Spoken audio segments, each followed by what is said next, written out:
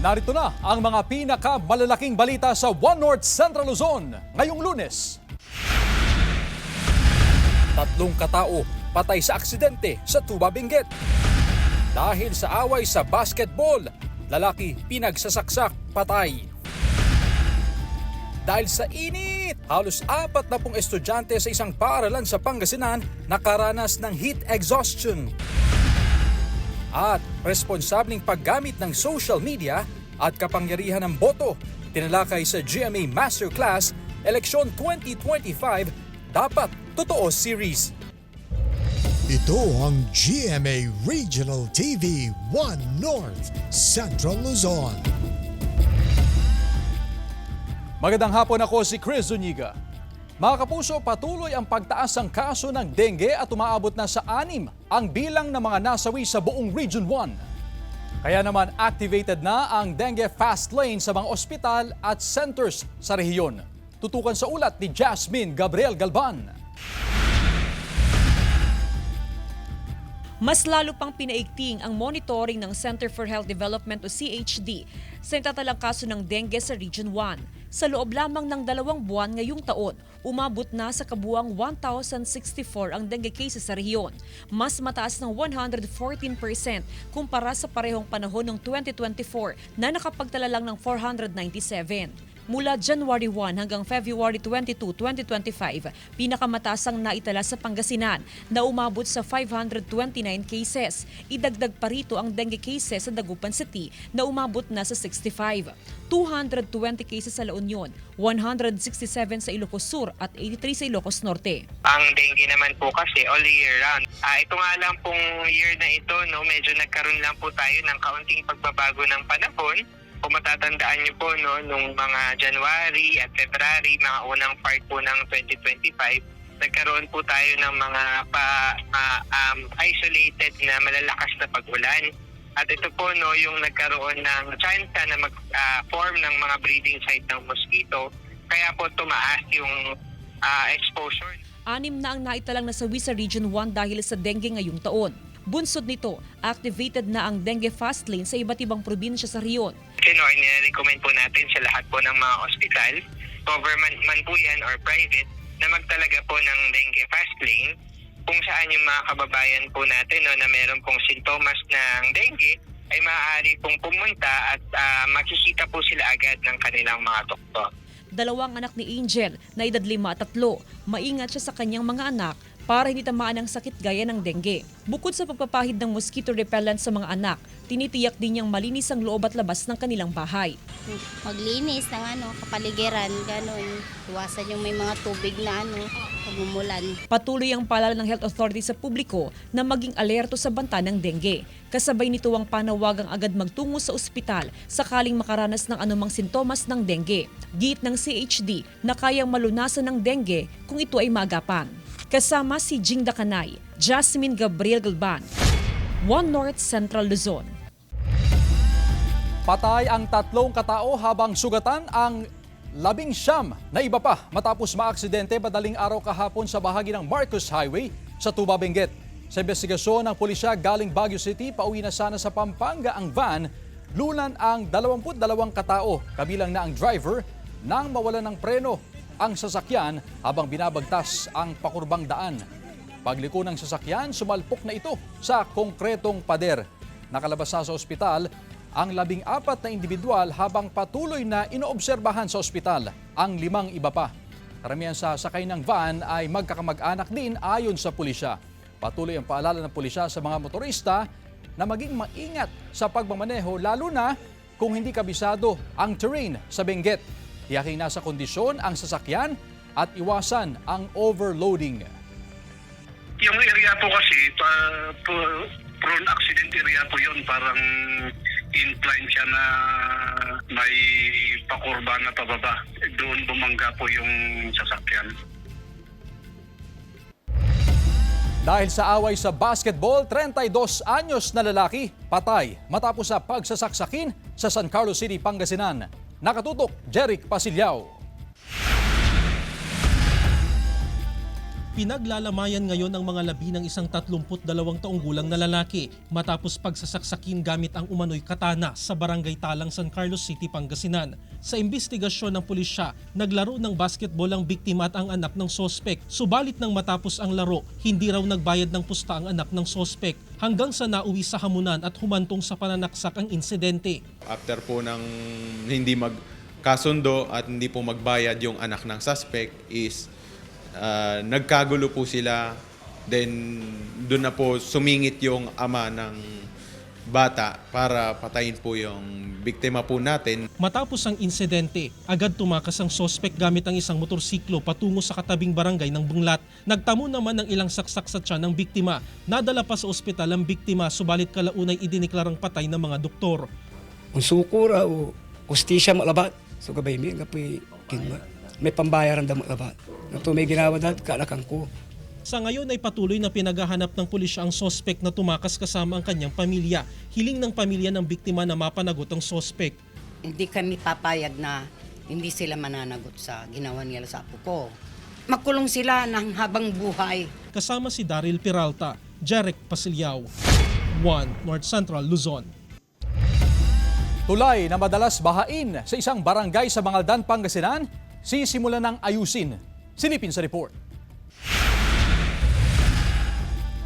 Karaniwang problema tuwing panahon ng tag-ulan ang pag-apaw ng tubig sa mga palaisdaan sa Barangay Lanas, Mangaldan, Pangasinan. At tuwing umaapaw ang mga palaisdaan, binabahang ilang kalsada, gayon din ang maliit na tulay na ito na nagsisilbing daan ng mga sasakyan palabas sa barangay. Kaya naman perwisyo daw sa mga motorista kapag inabot na ng tubig ang maliit na tulay. Ang problemang ito, matagal na raw batid ng mga opisyal ng barangay at sa tulong ng pondo mula sa national government, sisimulan ang rehabilitasyon ng tulay. Magkakaroon po ng elevation ng kalsada, and then ang napakalaking points doon is mawawiden o mapapalaki ang sukat ng ating tulay. Kasi itong tulay na ito ay napakakisir. So ngayon, mapapalawak siya, so hindi na po magkakaroon ng paghihintayan ng mga sasakyan. Bukod sa tulay, sumasailalim na rin sa road widening at elevation ng kalsada sa barangay. Kasabay nito ang konstruksyon ng mas malaking drainage canal. Napakahirap po para sa mga residente po. Hindi lang po sa amin dito sa barangay na ito, kundi doon din po sa mga other barangay o sa mga sasakyan kasi mayroong palusot na papuntang Dagupan po. Malaking tulong ito para sa mga motorista at maging sa mga residente. Malaking tulong, madam, para sa baha. Kawawa yung mga bata sa pagpasok, madam. Siyempre, hindi sila makakapasok, madam, pag yung tubig sa karsada. 4 na buwan o 120 days ang target completion ng proyekto. At dahil sa mainit na panahon, umaasa ang mga residente at maging ang mga opisyal ng barangay na mapabilis ang konstruksyon ng proyekto. Kasama si Jing Dakanay, Jasmine Gabriel Gulban, 1 North Central Luzon. Mga kapuso, sa mga gustong matutong mag-alaga ng kawayan at pagkakitaan nito, may training seminar tungkol dyan ang Carolina Bamboo Garden sa Antipolo, Rizal. Nakatakdang idaos ang 26 Bamboo Training Seminar sa March 22, araw ng Sabado. Simula yan ng alas 8 ng umaga hanggang alas 5 ng hapon. Tampok din sa training seminar ang tungkol sa tamang pagpapalaki, pag-ani at iba pang gamit ng kawayan. Para sa mga interesado at iba pang detalye, pwede kayong tumawag o mag-email o kay bisitahin ang kanilang official Facebook page na Carolina Bamboo Garden. Ito ang GMA Regional TV 1 North Central Luzon.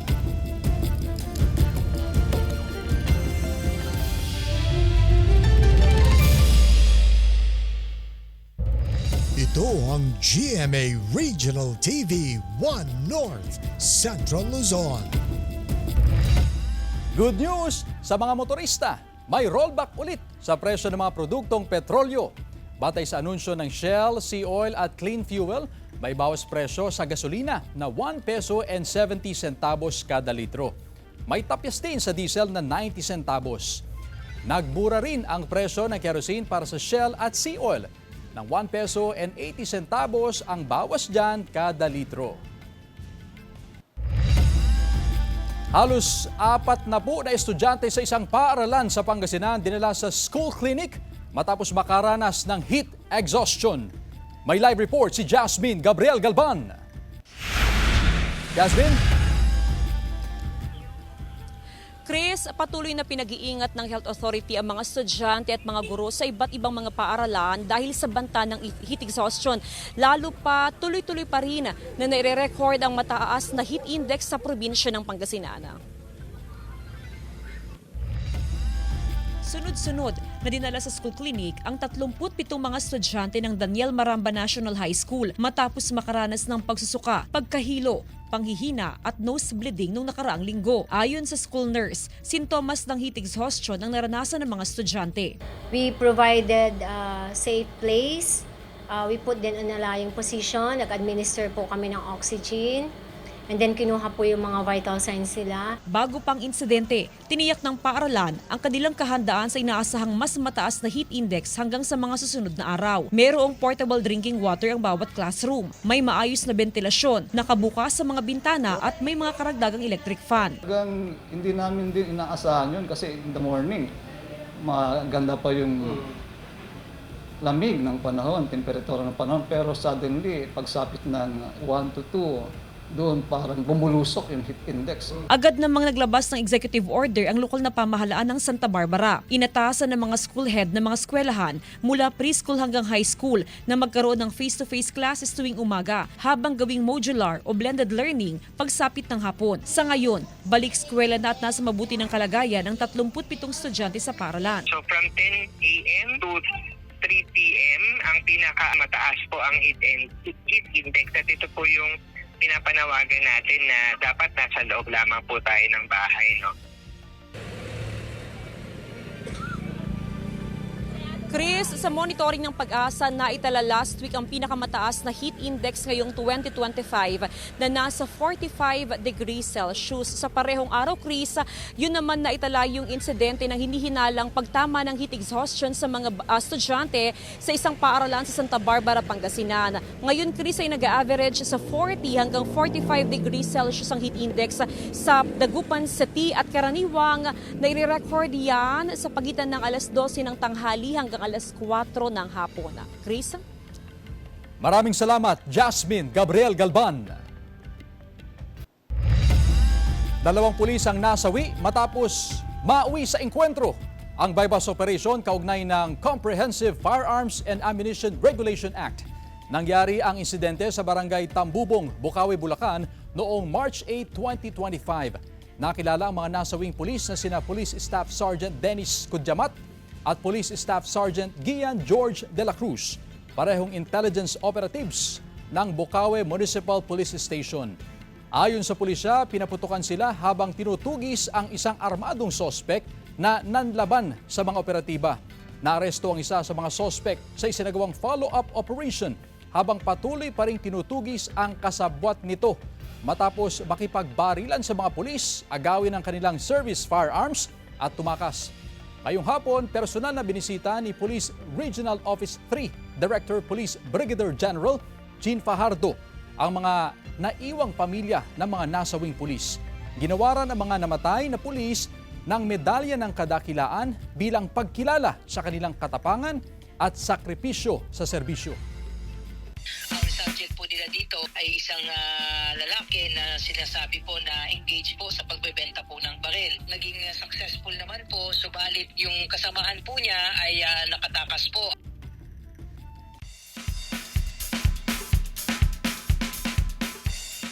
Libo-libong residente at bisita nakisaya sa Kalutan Tugtugan Tansayawan Eddalan sa Mangaldan, Pangasinan.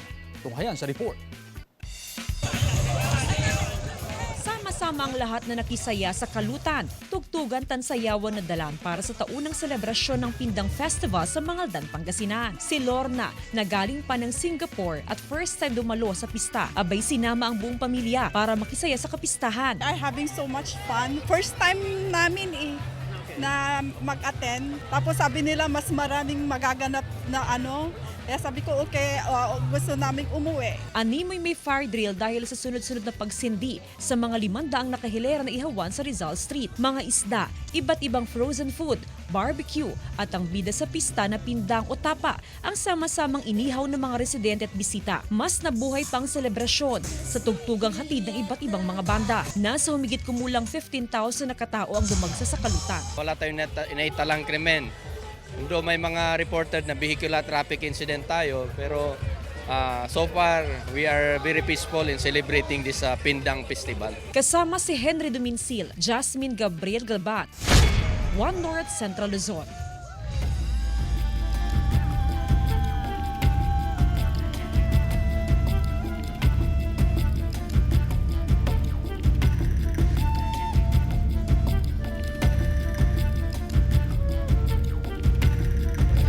Ito ang GMA Regional TV 1 North Central Luzon.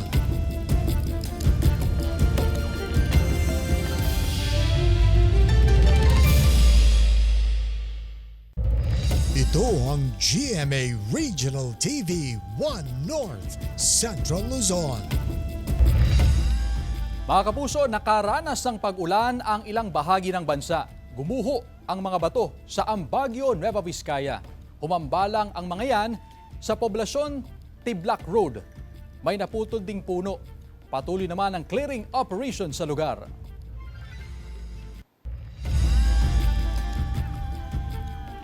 Nag-Hello Philippines, Hello World na ulit ang bahay ni Kuya kagabi. Para sa Pinoy Big Brother Celebrity Collab Edition. 15 out of 20 official housemates na ang ipinakilala. From Kapuso Network, sina Ashley Ortega, AZ Martinez, Will Ashley, Josh Ferd, Charlie Fleming, Dustin Yu, Mika Salamanca at si Michael Sager. Sa Kapamilya Stars naman, sila AC Bonifacio, Esnir, Brent Manalo, Clarice De Guzman, River Joseph, Ralph De Leon at Kira Ballinger. Ang una sa many twists to come, ang pagpasok ni Ivana Alawi sa bahay ni Kuya bilang house guest. Ang task niya, paniwalain ng official boarders na isa rin siyang housemates. Magtatagumpay kaya si Ivana o mabubuko siya ng mga housemates ni Kuya? Abangan niyan dito sa GMA Network, 10 p.m. tuwing weeknights at 6:15 p.m. tuwing weekdays. May live stream din sa kaparehas na oras sa Pinoy Big Brother YouTube page, Kapamilya Online Live at I Want TFC.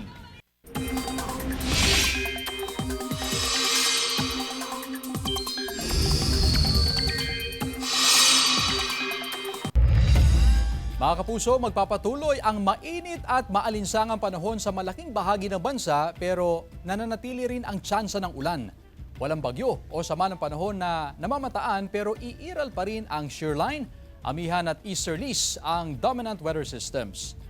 Base sa rainfall forecast ng Metro Weather, may tsansa pa rin ng ulan sa ilang bahagi ng Northern at Central Luzon, gaya ng Ilocos Region, Isabela, Cagayan, Aurora, Pangasinan at Zambales. Posible rin ang ulan sa ilang pang bahagi ng bansa. Lalaking senior citizen patay matapos sumemplang ang motorsiklo sa Pinili, Ilocos Norte. Tutukan sa report. Patay ang isang lalaking senior citizen sa Pinili, Ilocos Norte matapos sumemplang ang kanyang motorsiklo. Sa investigasyon ng pulisya, nawalan ng kontrol ang biktima sa motorsiklo habang dumaraan sa makurbang bahagi ng kalsada. Doon siya sumemplang at nabagok ang ulo sa sementadong pundasyon ng isang arko. Wala siyang suot na helmet. Naisugod siya sa ospital pero idiniklarang dead on arrival. Wala pang pahayag ang pamilya ng biktima. Sugatan naman ang dalawang sakay ng SUV na agad dinala sa ospital matapos bumangga sa dalawang poste ng kuryente sa Lawag City nitong Sabado. Basag ang windshield ng SUV at nayupi ang magkabilang pintuan. Naputol naman ang dalawang poste ng kuryente at tumagilid sa kalsada. Sa lakas ng impact, nabungkal pa ang steel signage ng isang establishmento. Dahil sa aksidente, pansamantalang nawalan ng supply ng kuryente ang ilang kalapit na barangay sa lugar. Agad namang inayos ng mga lineman ang nasirang linya at poste ng kuryente at agad na naibalik ang supply ng kuryente. Glam Calicdan, Dizon, One North Central Luzon. Pagsusuri sa tubig mula sa water refilling station sa Calasiao, Pangasinan, pinaigting ng otoridad. Sundan sa report. 10 taon na ang negosyo ang water refilling station ni Belinda, kaya sinisiguro niyang malinis ang kalidad ng tubig para sa kanyang mga kliyente. Upang makasiguro, buwan ng water testing ang kanyang ipinagagawa mula sa mga eksperto upang mapanatili ang kalinisan ng tubig. Para malaman ng mga kliyente po namin na maganda at malinis po ang kalidad ng aming mga tubig. Mahigpit ang monitoring ng lokal na pamahalaan ng Kalasyaw sa mga waterborne diseases. Kaya puspusan ang water testing ng Municipal Health Office sa mga water sources sa bayan upang matiyak na ligtas inumin ang tubig. Ginagawa namin to para ma-assure po natin na talagang malinis po ang ating water refilling na dinidistribute sa ating mga tao sa taong bayan ng Kalasyaw para malayo po ito sa sakit. Sa tala ng Kalasyaw Health Office mula January 1 hanggang March 3 nitong taon, umabot sa 38 ang kaso ng acute gastroenteritis. Mas mababa ng bahagya kung ikukumpara sa parehong panahon noong 2024 na may 57 kaso. Taong 2023 nang magkapagtala ang MHO ng pinakamaraming kaso sa parehong panahon na may 68. Kung mayroon pong bumagsak sa ating na makikita po agad sa result na binibigay ng ating water lab, ang ginagawa po namin ay sinasabihan namin po muna sila na mag-stop operation at kung anong dapat kailangan ayusin o palitan, yun muna ang gawin nila. Kailangan umanong isagawa ang water testing ng mas madalas lalo na't nararanasan ang mainit na panahon na kinakailangan ng palagiang pag-inom ng tubig upang makaiwas sa heat emergencies. Kasama si Jing Dakanay, CJ Torida, One North, Central Luzon.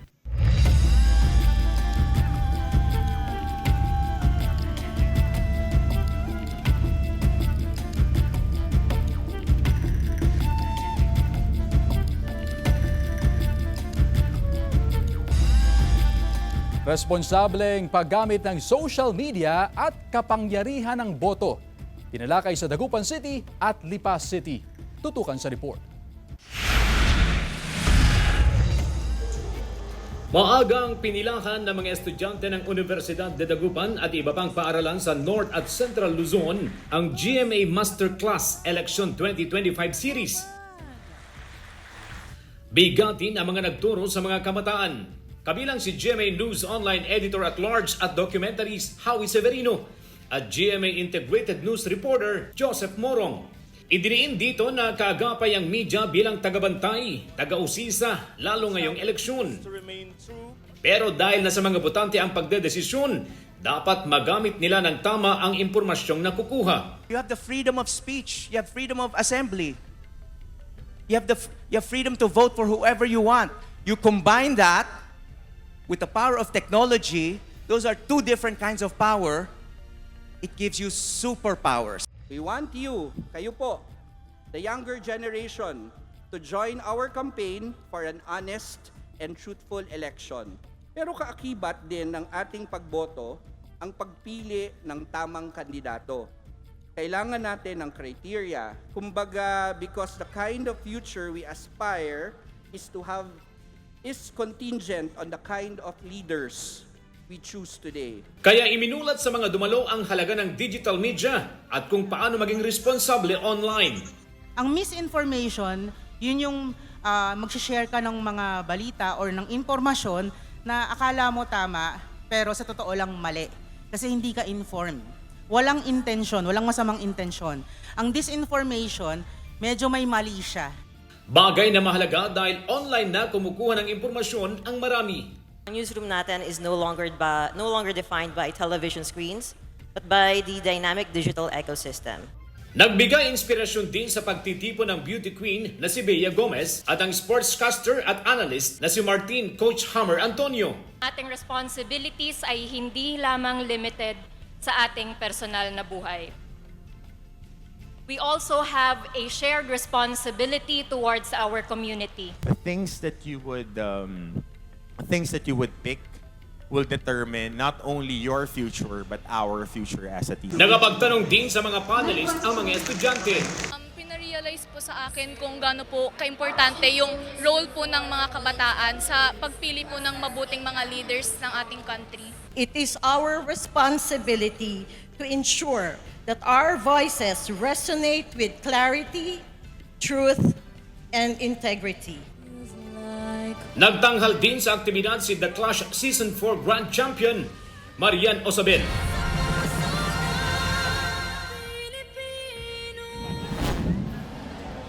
Maging sa De La Salle Lipa sa Batangas, itinuro ang pagtukoy sa tama at maling impormasyon online at kung paano ito lalabanan. Para pukawin pang lalo ang mga nakikinig, idiniin ang epekto ng pagboto sa maling leader sa estado ng marami, tulad ng kahirapan. Kapag sawang-sawa na kayong maging mahirap, baka gusto natin ding itanong, sino ba ang ibinoto ko? We want to make our country and lives better. We can start with just one vote. The GMA 7's Masterclass, dubbed as Dapat Totoo Series. A timely and crucial initiative that aligns with the school's commitment to truth, integrity, and responsibility. CJ Torida, One North, Central Luzon.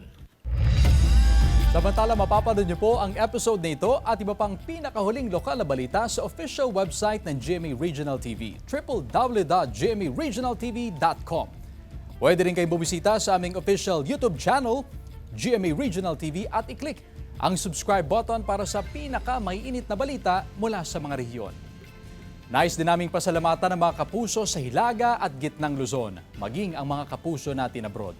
Dahil sa GMA Regional TV, local news matters. At yan ang mga pinakamalaki at pinakahuling balita sa Hilaga at Gitnang Luzon. Maraming salamat sa pagsama sa amin, pati na ang mga kapuso sa ibang bansa na tumutok sa mga balita sa rehiyon.